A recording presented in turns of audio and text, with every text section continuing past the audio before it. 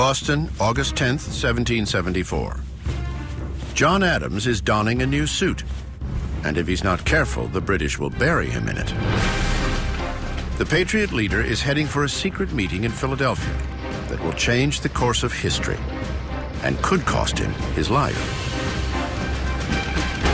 Adams is one of 4 men representing Massachusetts at the First Continental Congress, an unprecedented and, as far as the king is concerned, illegal meeting of delegates from up and down the colonies. 55 delegates of America's best and brightest who gather to come up with a unified strategy to oppose Britain's increasing encroachment on their liberties. If the king had his way, they would all hang for treason. That illustrates how strongly they felt that they must take steps to remove themselves from what they saw as the arbitrary power of the British Crown. Britain has already suspended Massachusetts' constitution and imposed martial law there.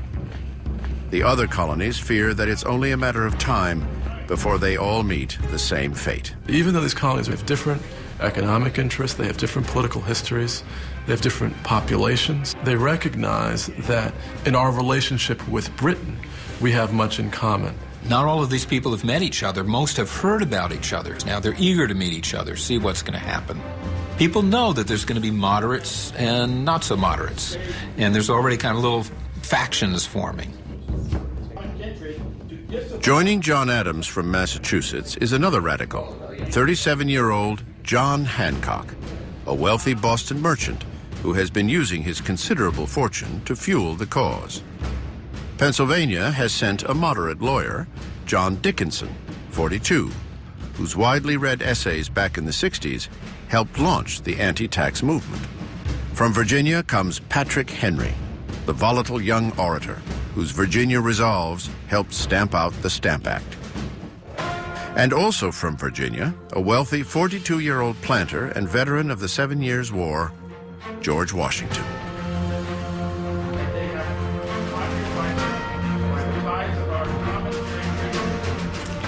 One of the problems is they all thought of themselves as Pennsylvanians, Rhode Islanders, South Carolinians, much more than they thought of themselves as Americans. Patrick Henry really just electrifies everyone when he says, I am no longer a Virginian, I am now an American. John Adams says the trick is to get 13 clocks to strike all at the same time, 13 ships to sail in the same formation. It's not easy. 13 conspirators against the crown. Finally, after 2 months of arguing and pontificating, the Congress adjourns with a unified message for England. Until colonial rights are restored, all 13 colonies will halt all trade with Great Britain. Local militias are to arm and stand in readiness.